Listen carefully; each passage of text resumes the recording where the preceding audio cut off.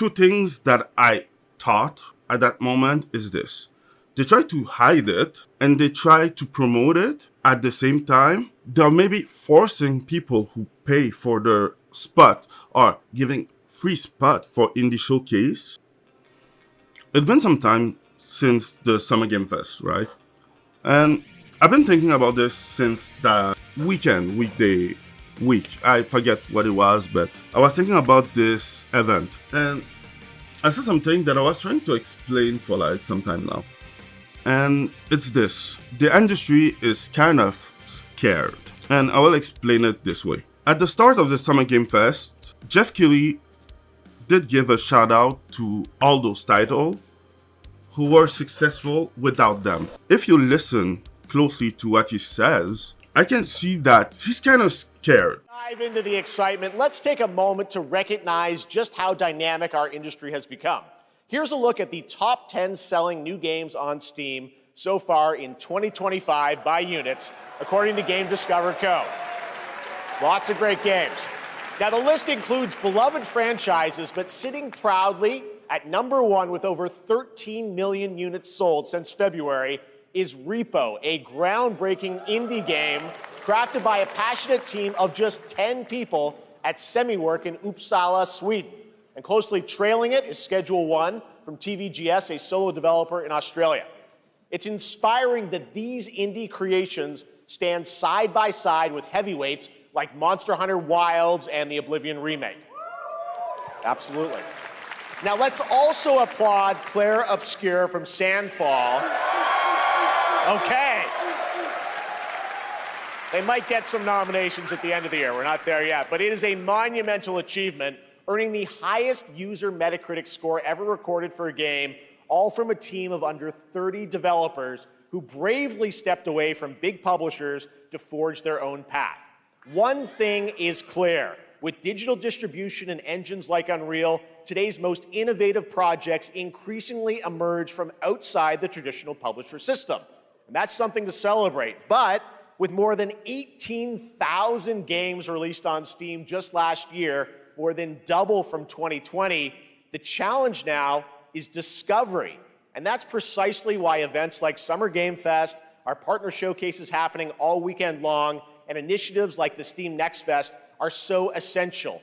These events help remarkable games, big and small, find their audiences. And hopefully, if you're watching this show, you'll discover your next favorite game. So, in that spirit, let's kick things off with a game. And I will explain why. All those titles became successful without the gaming news industry. And Jeff Keighley is part of the gaming news industry. Those success are a danger for his industry. The reason I'm sure about this is that during all the Summer Game Fest, there were any WoW game except for the Xbox showcase. And if you go back, you can see that all those queer-colored coded games were in a special indie sphere. No, the reality is they hid most of the far-left propaganda in the presentations nobody watched. Women-led games, the wholesome stream, Latin American games, black voices in gaming. I don't think anybody watched any of those shows. In fact, when I watched the women-led game show on stream, my chatters probably comprised about 80% of their live stream chat. So instead of wasting a lot of time talking about shows that... Two things that I thought at that moment is this. They try to hide it and they try to promote it at the same time. They're maybe forcing people who pay for their spot or giving free spot for Indie Showcase to have queer-coded games. Because all the games in that indie part were that way. And I find it funny just because a lot of people are saying that what we are doing is useless, it doesn't have any impact, gamers don't do enough. And I will say this, I don't know now, but I think that in 3 to 5 years, we're gonna see the impact. And we're already seeing the impact. The fact that they try to hide the queer-coded game is a showcase. the fact that Ubisoft CEO tell the investor that the failure of Assassin's Creed Mirage, Assassin's Creed Yasuke Simulator, was due to a coordinated social media attack,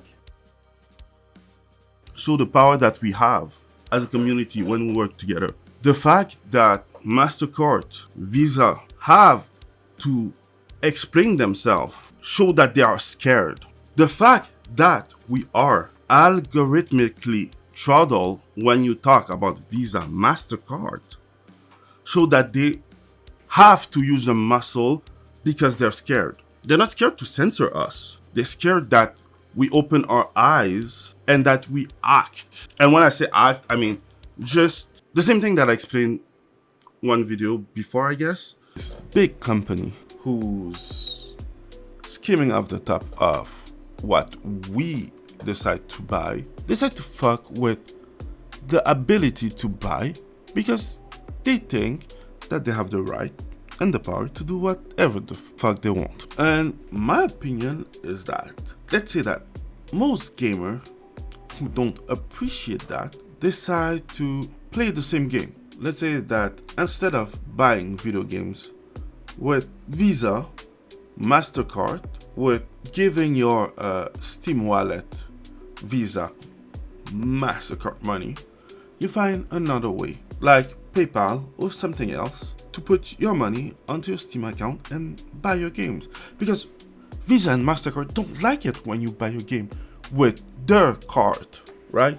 They think that they have the right to decide what you do with the money that you will have to pay. When I explain that their company, they make profit, and if you cut in the profit, they're done. Because the thing is, like, everything that's happening right now, social media can push back.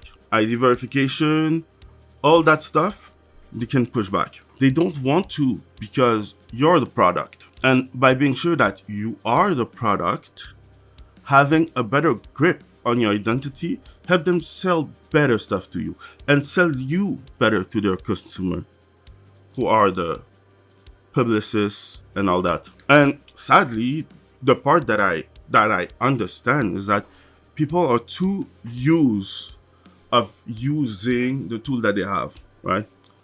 And I understand perfectly. Like, I have my favorite tools. When I use those tools immediately. And using other tools is kind of difficult because it asks for a new learning curve and it's uncomfortable. You tried it and, you know, it's like when I went from Maya to Blender. Like, the learning curve was there. I didn't like it that much. I had to relearn some stuff. And then I just let it on the side. And I have to relearn everything because it's been some time since, you see. So I understand that part. But do you think that Facebook, if everyone stops using that, will keep the ID verification? Do you think that YouTube will keep the ID verification if everyone stop using it? You are the product. They need you more than you need them. And I understand perfectly because the YouTube ecosystem is symbiotic, right? The content creator receive money because you watch. And they create content so that you watch. So it's like a circle, a Ouroboros. But at some level, as the consumer or the product, depending on the way that you want to see yourself, you have to decide what you will do, right? Because at some point, you have to decide if you want to be an NPC or not. If you will participate in their dumb games, or if you will just be like, you know what? No. Because I'm going to be frank. I did left most of the entertainment behind. Like, I buy less game. I don't watch Western movies. I watch everything else except Western movies. So French, African, Japanese, K-drama, anime. I watch everything. But Western movie, I can skip them. I don't buy that much games. I use YouTube to watch music more than anything else and watch some of my content creator. And I try to force myself to watch them on, we're gonna call it the Mean Green website. And the thing is that from what I can see, from the article that I can read, as much as I can read, with my dyslexia. Even the younger generation are not buying new games, and people try to put it on the price, DLC and everything. And I will say this, some part is due to that. But I think it's just that past game have something that the other don't. First thing, they just work. They have all the fix needed. Secondly, they have soul. And I will say, yeah, they have soul.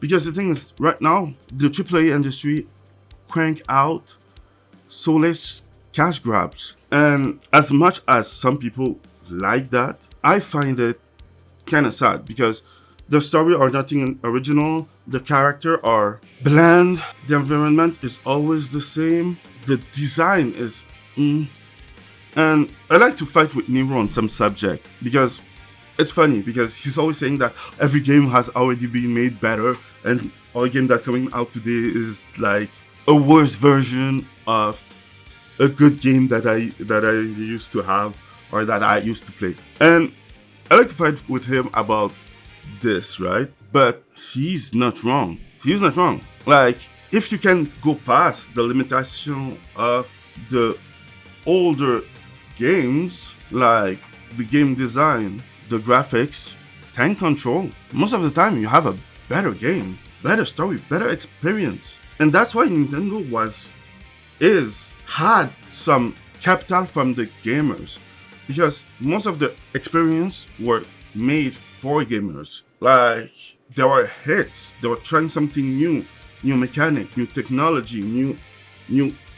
They tried to innovate something. They don't just came out with a new Mario with the exact same stuff. What they do is that they innovate with what they used to do. And I find that just kind of sad, but at the same time, everything that comes up has to come down. And that includes the gaming industry, the gaming journalists, the AAA industry, Hollywood. And I think it's okay because there's always something to take place, right? Thanks for watching. Tell me if you agree with my take. And don't forget, build a bit evil and stay passionate.